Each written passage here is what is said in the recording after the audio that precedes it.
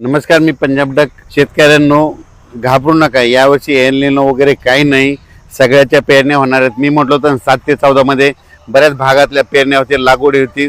तर तुरळक भागातल्या काय झालं, जिथं पाऊस पडला तिथं झाल्या. 21 ते 30च्या दरम्यान म्हणजे जूनच्या शेवटच्या आठवड्यात परत एकदा चांगला मोसमी पाऊस येणार आहे.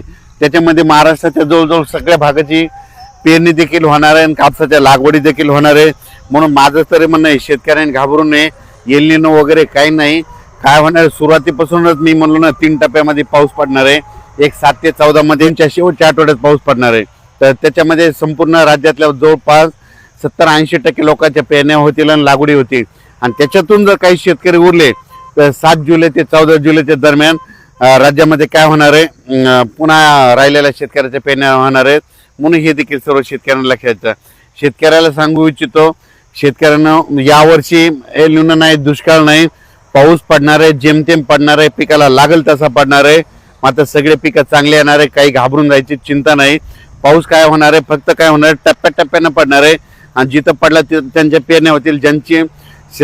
ज्यांच्या जमिनीमध्ये ईदभर ओल गेली त्यांच्या पेरण्या देखील सुरू होतील. आम्ही केजकडे काल गेलो होतो, अंबाजोगाई परिसरामध्ये. काल तिकडे सोयाबीनच्या पेरण्या चालू झालेल्या आहेत, कारण की तिकडे खूप पाऊस पडला. असं हे पाऊस काय होणार आहे, 18 तारखेपासून म्हणजे 18 जून पासून पुन्हा आणखीन काय होणार, दररोज वेगवेगळ्या भागात काय होणार आहे, ते पाऊस पडत राहणार आहे.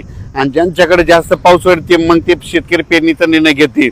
पण शेतकऱ्याला सांगू इच्छितो, दुष्काळ वगैरे काही पडणार नाही. परत एकदा सांगतो, 2026ला सरासरी इतका पाऊस पडणार आहे, जेमतेम पडणार आहे. जूनमध्ये थोडाफार कमी राहणार आहे, जुलैमध्ये जास्त पडणार आहे, ऑगस्टला कमी राहणार आहे आणि सप्टेंबर ऑक्टोबरमध्ये मात्र परतीचा पाऊस धुमाकूळ घालणार आहे. म्हणून हा अंदाज लक्षात घ्यायचा. तर मी म्हटलं होतं, आमच्या भागात देखील काही भागामध्ये धूळ पेरण्या झाल्या होत्या. सगळ्या शेतकऱ्याची पेरणी होणार आहे, काही चिंता करायची गरज नाही.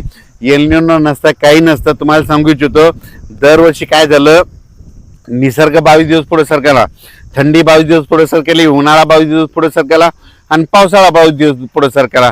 मग दरवर्षी पाऊस कधी येतो, 7 जूनला येतो. तर दरवर्षी हे निसर्ग 22 दिवस पाऊस उशिरा येणार.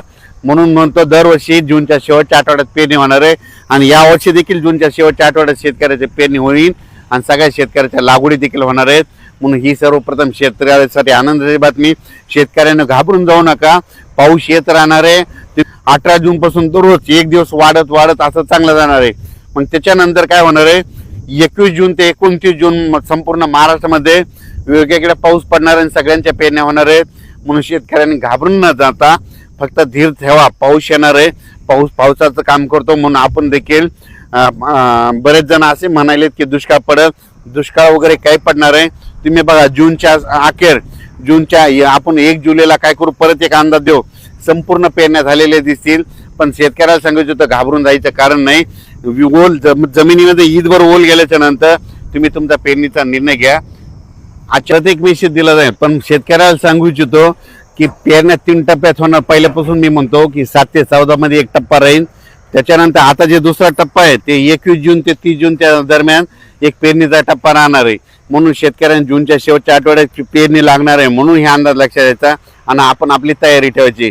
आणि त्याच्यामधून समजा जूनच्या शेवटच्या आठवड्यामध्ये काही ठिकाणी डिझेल नाही भेटलं, ट्रॅक्टर नाही भेटले, कोणाच्या शेतामध्ये वापसा नसली, तर त्यांना 10 जुलै ते 15 जुलैमध्ये जे पाऊस पडेल मग त्याच्यामध्ये शेतकऱ्याच्या पेरण्या होणार आहे. शेतकऱ्यांना घाबरू नका, यावर्षी चांगला पाऊस पडणार आहे, शेतकरी मालामाल होणार आहे. म्हणून ही सर्वप्रथम शेतकऱ्यासाठी आनंदाची बातमी. धन्यवाद.